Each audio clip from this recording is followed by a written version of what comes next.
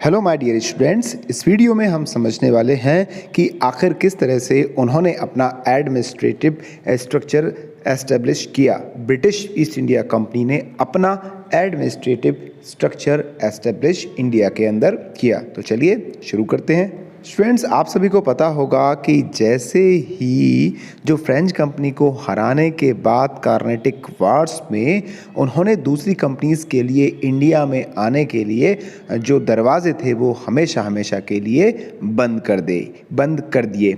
और जो इंडिया के अंदर ट्रेडिंग सेक्टर की बात करें तो इनको सुप्रीमेसी अब मिल गई थी पूरे के पूरे इंडिया में। अब सबसे बड़ी फॉरेन पावर कौन सी थी? यूरोप की ब्रिटिश ईस्ट इंडिया कंपनी की। देखिए, दूसरी कंपनीज को हराने के बाद उन्होंने अटैक किया इंडिया के रूलर्स के ऊपर। उन्होंने बंगाल, बिहार, उड़ीसा, अवध, मुगल के जो एम्परर थे उनको लड़ाइयों में हराने के बाद प्लासी और बक्सर की जो बैटल हुई थी उनमें डिफीट करने के बाद अब उनको इन सारे एरियाज़ में लाइक बंगाल, बिहार, उड़ीसा, इनमें इनको दीवानी राइट्स मिल गए थे। दीवानी राइट्स का मतलब होता है कि जो फॉर्मर्स है, जो वहाँ के आम लोग हैं, उनसे अब टैक्स की वसूली ब्रिटिश ईस्ट इंडिया कंपनी कर सकती है। और इसके लिए इन्होंने बैटल भी की थी और बैटल का रिज़ल्ट ये निकला कि जो रूलर्स थे इन स्टेट्स के, उन्होंने एक इलाहाबाद की ट्वीटी साइन की। ट्वीटी आप सभी को पता है कि युद्ध में हारने के बाद दोनों ही पार्टी के बीच, दोनों ही ब्रिटिश ईस्ट इंडिया कंपनी और जो रूलर्स थे उनकी आर्मी के बीच जब युद्ध समाप्ति के बाद एक कंप्रोमाइजेशन होता था और उसमें कुछ डील होती थी कि भैया आप हमसे हारे हैं तो आपको अपना ये वाला स्टेट, ये वाला एरिया हमको देना होगा। तो इस तरह की एक ट्वीटी साइन हुई इलाहाबाद की। तो उसके बाद से उनको दीवानी राइट्स वहाँ पर मिल गए। देखिए, इन सारी ट्वीटीज़ के बाद चाहे आपके अवध हो, बंगाल हो, उड़ीसा हो, बिहार हो, इनको कब्ज़े में करने के बाद उन्होंने मैसूर में एक नेक्स्ट टाइम उन्होंने वार स्टार्ट की थी। और सिराजुद्दौला हो, चाहे उनके पिताजी हैदर अली हो, तो उनको भी हराने के बाद अब उनका जो एम्बिशन था वो और ज़्यादा बढ़ते जा रहा था। देखिए, बंगाल से लेकर, ईस्ट से लेकर वो आपके साउथ में मैसूर तक पहुंच चुके थे। और मैसूर के जो स्टेट्स थे लाइक आंध्रा, मैसूर, इनको कब्जे में करने के बाद अब उनका टारगेट हो गया था कि किसी भी तरह से हम मराठा पावर को हराएंगे। आपको पता होगा मराठा पावर काफ़ी ज़्यादा स्ट्रांग थी क्योंकि वो जितने भी रूलर्स थे, लगभग 6-7, उन रूलर्स के बीच में अच्छी खासी यूनिटी थी। तो सबसे पहले उन्होंने अपनी पॉलिसीज से उनकी यूनिटी को भंग की और उसके बाद ये धीरे धीरे करके सारे के सारे मराठा स्टेट्स को कैप्चर किया और भी ज़्यादा अब वो स्ट्रॉन्ग हो रही थी। British east India company strong होते जा रही थी और यहाँ तक इस तरह से अपनी पॉलिसीज़ में सक्सेस होने के बाद 1857 तक होल इंडिया पर डायरेक्ट और इनडायरेक्ट उनका कंट्रोल, ब्रिटिश रूल का कंट्रोल आ गया था। देखिए, इंडिया की अनस्टेबल पॉलिटिकल कंडीशन का फ़ायदा उठाते हुए उन्होंने ट्रेड करना स्टार्ट किया। ट्रेड में सक्सेस हुए और ट्रेड में सक्सेस होने के बाद ब्रिटिश रूल इंडिया में एस्टेब्लिश हो गया। लेकिन जो उनका जो नेचर था, लोगों को चूसना, लोगों का ज़्यादा से ज़्यादा शोषण करना, वो अभी ख़त्म नहीं हुआ था। देखिए, बिजनेस करना और लीड करने में ज़मीन आसमान का अंतर है। एडमिनिस्ट्रेशन चलाना यानी कि आपको पब्लिक का वेलफेयर करना है। जो आप अर्न करेंगे वो लोगों की भलाई के लिए आप उसका इस्तेमाल करेंगे। लेकिन ट्रेड करना, बिजनेस करना, उसका मकसद ये होता है कि भैया किसी को कुछ भी हो, हमें तो सिर्फ अपने फ़ायदे से मतलब है। और ऐसा ही उन्होंने इंडिया में किया।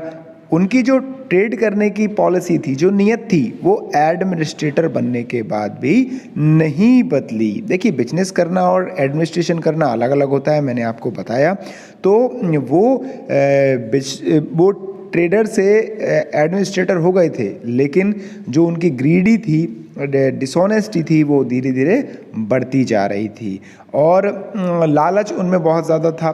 तो इसके कारण ज़्यादा से ज़्यादा लोगों को वो परेशान कर रहे थे, शोषण कर रहे थे। तो इसके कारण लोग उनसे नाराज़ होने लगे थे। जब ब्रिटिश एडमिनिस्ट्रेटर ने इंडिया में अपनी ब्रिटिश रूल को इस तरह से देखा कि यार ब्रिटिश ईस्ट इंडिया कंपनी के जितने भी ऑफिसर्स हैं, एम्प्लॉई हैं, ये लोगों का ज़्यादा से ज़्यादा शोषण कर रहे हैं, अपना लालच बढ़ा रहे हैं, बेईमानी कर रहे हैं, तो इससे कहीं ना कहीं ये लोग अपना आपा खो सकते हैं, आक्रामक हो सकते हैं। तो इसीलिए ब्रिटेन से यहाँ पर पढ़े लिखे ऑफिसर्स को भेजा जाने लगा। वो यहाँ पर आए, कंपनी में आने के बाद उन्होंने एडमिनिस्ट्रेशन की कमाल अपने हाथों में ली और अब वो सही तरह से ब्रिटिश रूल की जो पॉलिसीज़ थी वो लोगों तक पहुंचा रहे थे। देखिए, जो कुशल एडमिनिस्ट्रेटर थे, ऑफिसर थे, पढ़े लिखे थे, वो इंडिया में आए। कुछ हद तक उन्होंने अच्छी तरह से ब्रिटिश ईस्ट इंडिया का एडमिनिस्ट्रेशन संभाला, आम लोगों तक अपनी पॉलिसीज़ पहुंचाई, लेकिन बावजूद इसके वो चेंजेस नहीं लेकर आ पाए। जो एम्प्लॉयज़ थे ब्रिटिश ईस्ट इंडिया के कंपनी के पहले के, वो पूरी तरह से नहीं बदल पाए। उनकी जो पॉलिसीज़ थी, इंडियन ट्रेडर्स को लूटना, फार्मर्स को परेशान करना, आर्टिशियंस, किंग्स, सभी को बुरी तरह से उन्होंने परेशान कर रखा था। तो ऑफिसर आए पढ़े लिखे, वो भी अपने काम में सक्सेस नहीं हो पाए। तो इस तरह से हम देख सकते हैं कि जितने भी इंडियंस थे अलग अलग कैटेगरीज़ के, वो सभी बहुत ज़्यादा इस टाइम तक प्रताड़ित हो रहे थे। देखिए, बैटल ऑफ बक्सर में जब शाह आलम सेकेंड की हार हुई थी, मुग़ल सम्राट था वो, तो उसने ब्रिटिश ईस्ट इंडिया कंपनी के गवर्नर जनरल के साथ मिलकर एक ट्रीटी साइन कर ली, जिसमें ये डिसीज़न हुआ कि बंगाल, बिहार, उड़ीसा में जो दीवानी राइट है, मतलब कि टैक्स लेने के जो राइट्स हैं, वो अब कंपनी के पास चले जाएंगे, और ऐसा हुआ भी। अब यहाँ पर देखिए, दीवानी के राइट्स मिल जाने के बाद कंपनी का पूरे बंगाल के राजस्व, मतलब का रेवेन्यू, जो किसी भी गवर्नमेंट को कमाई होती है, आय का जरिया क्या होता है, टैक्स, और वो टैक्स पूरा का पूरा किसके हाथों में चला गया, ब्रिटिश ईस्ट इंडिया कंपनी के हाथों में। मतलब कि ब्रिटिश रूल का काम था कि टैक्स वसूलना, और इसको देखते हुए जो नवाब साहब थे उन्होंने कहा ठीक है भाई, दीवानी का राइट तो आपको मिल गया है, अब आप एक काम करिए, निजामत का राइट भी आप ले लीजिए। समझने वाली बात है, निजामत क्या होती है। निजामत यानी कि अपने स्टेट में, अपने राज्य में सुरक्षा बनाना, शांति बनाना, ये किसकी जवाबदारी हो गई थी, ये जवाबदारी थी किसकी, नवाब की। तो नवाब ये सारी की सारी जवाबदारी भी ब्रिटिश ईस्ट इंडिया कंपनी को, यानी कि गवर्नर जनरल को देना चाहता था, लेकिन वहाँ पर जो उस समय का ब्रिटिश ईस्ट इंडिया कंपनी का गवर्नर जनरल रॉबर्ट क्लाइव था, वो चालाक था। वो समझ गया यार कि अगर टैक्स, दीवानी और निजामत दोनों राइट मेरे हाथ में आ गए तो ये संभालना मुश्किल होगा, क्योंकि अभी हम इतने ज़्यादा पावरफुल हैं नहीं कि दोनों चीज़ों को अच्छी तरह से, दोनों सिस्टम को, दोनों व्यवस्थाओं को अच्छी तरह से संभाल सकें।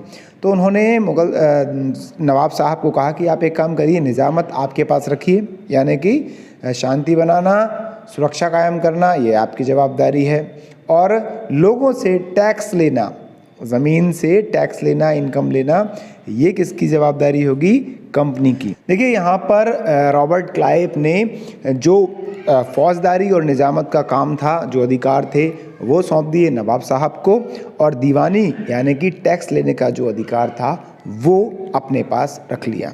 और टैक्स लेने का काम बंगाल में रज़ा खां का था, तो वहीं बिहार में सिताब राय का था।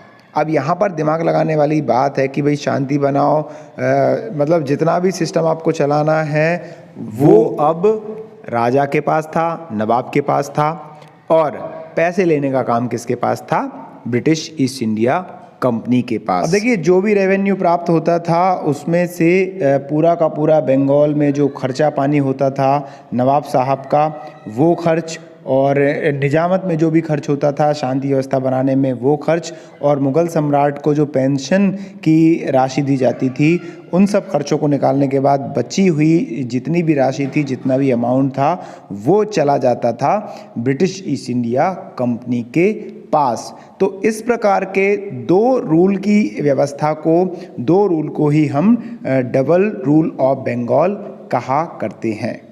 सो माय डियर स्टूडेंट्स, इस तरह के नवाब और ब्रिटिश ईस्ट इंडिया कंपनी के द्वारा किए जाने वाले डुअल रूल को ही हम डुअल रूल इन बंगाल कहते हैं, जहां पर दो लोग शासन कर रहे हैं। एक कौन?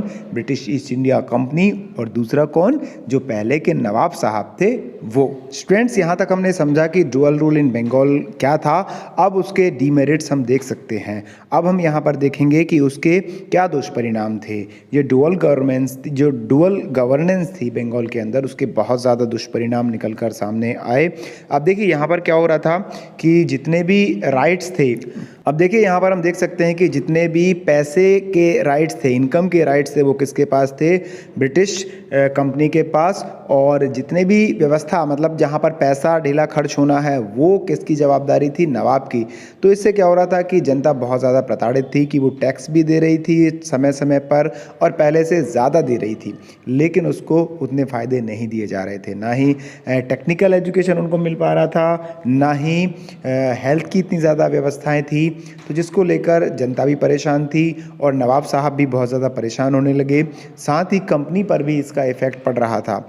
तो 1772 में जब कंपनी ने वॉरेन हेस्टिंग को गवर्नर जनरल बनाया बंगाल का, तो उसने इस सिस्टम को बंद कर दिया और जो भी दीवानी और फौजदारी के राइट्स थे वो अपने हाथों में ले लिया। मतलब कि पूरी तरह से अब डायरेक्ट जो रूल थे वहाँ पर दोनों के दोनों, वो अब कंपनी के हाथों में आ गए। और जो नवाब साहब थे उनको पेंशन पर उनको तैनात कर दिया कि भाई आपको हर महीने की इतनी पेंशन मिलेगी, इतने में ही आप अपना खर्च चलाओ, बाकी जो कोई आपका मान सम्मान है वो आपका बना रहेगा। So my dear students, here we are going to stop this video. I hope आप अच्छी तरह से समझ गए होंगे और इस वीडियो को आप अपने फ्रेंड्स को भी शेयर कर सकते हैं ताकि वो लोग भी इस टॉपिक को अच्छी तरह से समझ सकें। यदि आपको ये वीडियो अच्छी लगी हो तो लाइक करिए और चैनल को सब्सक्राइब करना तो बिल्कुल भी मत भूलिए। Thanks for watching this video.